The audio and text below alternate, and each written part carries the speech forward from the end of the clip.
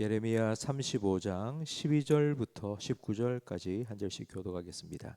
그때 여호와의 말씀이 예레미야에게 임하여 이르시되 만군의 여호와 이스라엘의 하나님께서 이와 같이 말씀하시니라.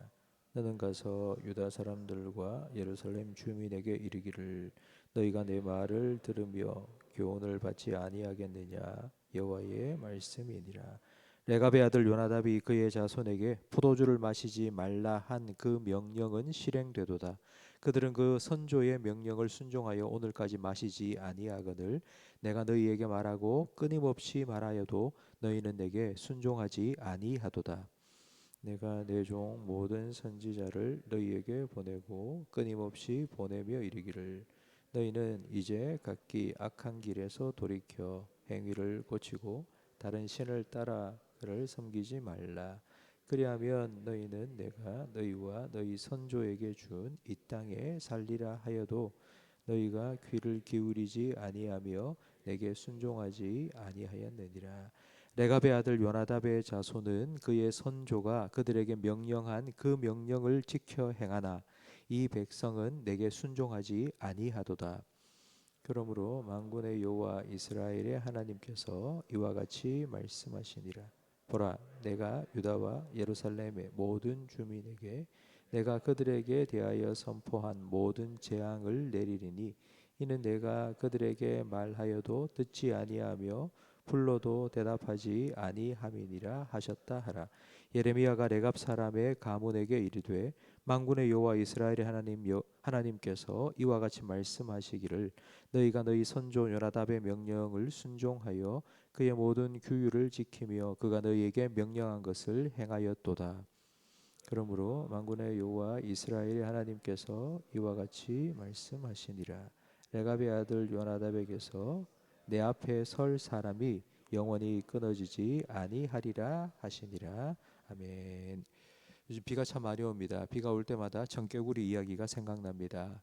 평생에 엄마가 하는 말에 늘 반대로만 했던 청개구리가 엄마가 죽으면서 나 냇가에 묻어달라고 한 그 말에만 순종했는데 비가 올 때마다 엄마 무덤이 떠내려갈 때 갈까봐 목이 터져라 우는 청개구리. 하나님 보시기에는 유다 백성들이 이 청개구리와 같았습니다. 하나님께서 말을 해도 말씀해도 듣지도 않고 순종하지도 않습니다.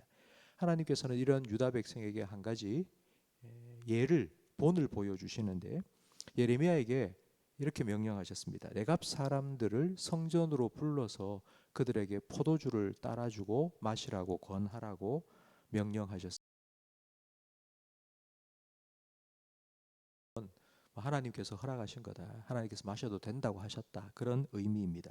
여러분 어떻게 하시겠습니까? 제가 여러분을 불러서 포도주를 한 잔 따라주면서 포도주는 지금이야 술이라 하지만 그 당시에는 물처럼 마시는 그냥 음료수 정도입니다. 제가 여러분에게 콜라 한 잔을 따라주면서 하나님께서 마시라고 했다 하면 여러분 어떻게 하시겠습니까? 레갑 사람들은 이 예레미야의 말에 대답했는데 그게 우리가 읽지는 않았지만 6절 말씀에 나옵니다. 그들이 이르되 우리는 포도주를 마시지 아니하겠노라. 레갑의 아들 우리 선조 요나답이 우리에게 명령하여 이르기를 너희와 너희 자손은 영원히 포도주를 마시지 말며 너희가 집도 짓지 말며 파종도 하지 말며 포도원을 소유하지도 말고 너희는 평생 동안 장막에 살아라. 그리하면 너희가 머물러 사는 땅에서 너희 생명이 길리라.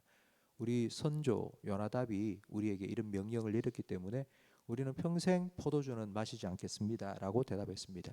그렇다면 하나님께서 불러서 포도주를 마시게 하라고 명령하신 이 레갑 자손은 누구입니까? 그리고 레갑 자손은 왜 자기 선조 요나답의 이 명령 너는 포도주를 마시지 마라 그리고 포도원도 집도 가지지 마라 한 이 명령에 순종하는 걸까요? 레갑 자손에 대한 기록은 성경에 딱 두 군데 나옵니다. 바로 오늘 본문과 열왕기하 10장 말씀입니다. 이 말은 성경 곳곳에는 이스라엘 족속의 족보가 기록되어 있는데 그 족보에는 웬만한 이스라엘 백성들의 이름은 다 나와 있습니다. 그런데 레갑 족속은 그 족보에 나오지 않습니다. 이건 레갑 족속이 이방인이라는 의미입니다. 요나답은 에후와 함께 아합 집안과 아합을 따르던 바알 선지자들을 죽이는 일을 했습니다. 한 명도 남기지 않고 아합과 아합의 자녀들 그리고 바알 선지자들을 죽였습니다. 그러니까 예후와 함께 북이스라엘을 재건할 때 앞장선 개국 공신이라 할 수 있습니다. 이렇게 한 나라를 새롭게 세운 이 요나답은 뭔가 아주 큰 벼슬을 차지하고 떵떵거리며 그 후손들이 살지 않았겠나 싶은데, 그런데 그 요나답이 자기 후손들에게 한 가지 명령을 내립니다. 너는 포도주 마시지 마라. 포도원도 갖지 마라. 집도 짓지 마라. 아무것도 소유하지 마라. 장막에만 거하여 살아라. 왜 이런 명령을 내렸겠습니까? 충분히 많은 것을 누리며 살 수 있음에도 불구하고 왜 이런 명령을 자기 자손들에게 남겼겠습니까? 요나답은 이방인이지만 이스라엘 백성과 함께 살았습니다. 그러면서 아합의 폭정을 지켜봤습니다. 아합이 아는 죄를 지었지만 그 중에 가장 악한 일이 나봇의 포도원이 탐나서 나봇을 죽이고 그 포도원을 차지한 것입니다. 그러니까 이걸 다 지켜본 요나답은 자기 후손들에게 명령한 겁니다. 포도주 마시지 마라. 포도원도 갖지 마라. 집도 짓지 마라. 땅도 사지 마라. 파종하지 말고, 그리고 그냥 장막에 거하여 살면서 목축업을 해라. 이렇게 명령을 내린 겁니다. 예수님 탄생하실 때 천사들이 내려와서 예수 탄생의 소식을 제일 먼저 전해준 그 목자들, 그 이스라엘에는 그 목자들이 바로 이 레갑 족속의 후손이다라는 그런 이야기가 지금도 전해져 내려오고 있습니다.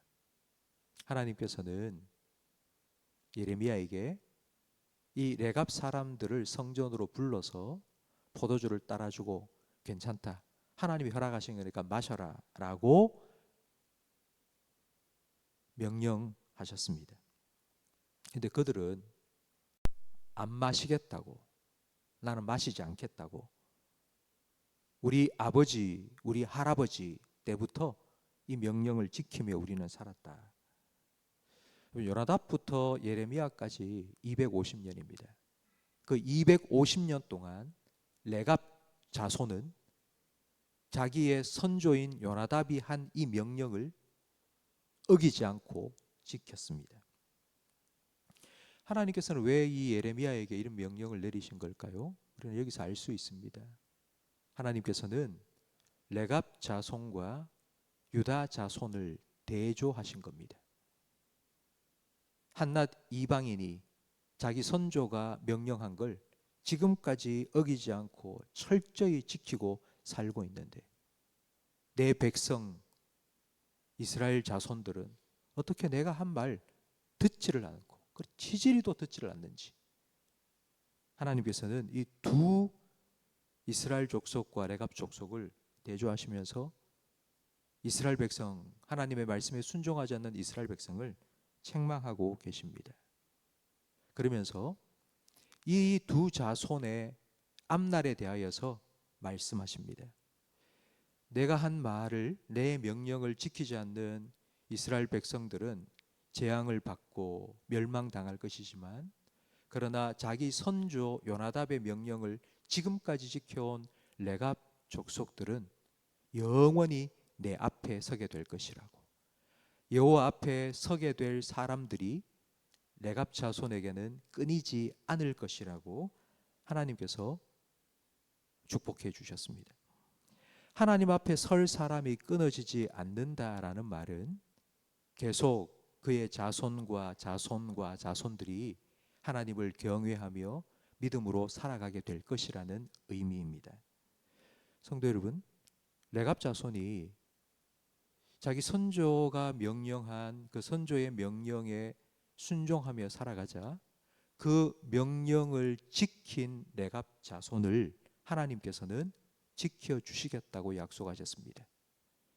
하나님의 명령을 지킨 이스라엘 백성도 하나님께서는 지켜주시겠다고 약속하셨는데, 이스라엘 백성이 그 명령을 어기자 그러면 너희는 내가 지켜주지 않겠다. 바벨론이 쳐들어오고 그리고 이방 민족들이 너희를 정복하고 멸망시킬 것이라고 하나님께서 말씀하신 것입니다. 순종한다, 우리가 어떤 명령에 순종한다는 건 우리가 생각해 보면 참 힘들 것 같다는 그런 생각부터 먼저 듭니다. 그러나 생각해 보십시오. 우리 교회 앞에는 신호등이 있습니다. 사거리에 신호등이 있는데 여러분, 신호등을 지키는 것이 우리에게는 안전한 것입니다. 그걸 지키지 않으면 사고가 나고 또 다치기도 하고 때로는 죽을 수도 있습니다. 순종하는 것이 우리에게는 생명이요 안전입니다.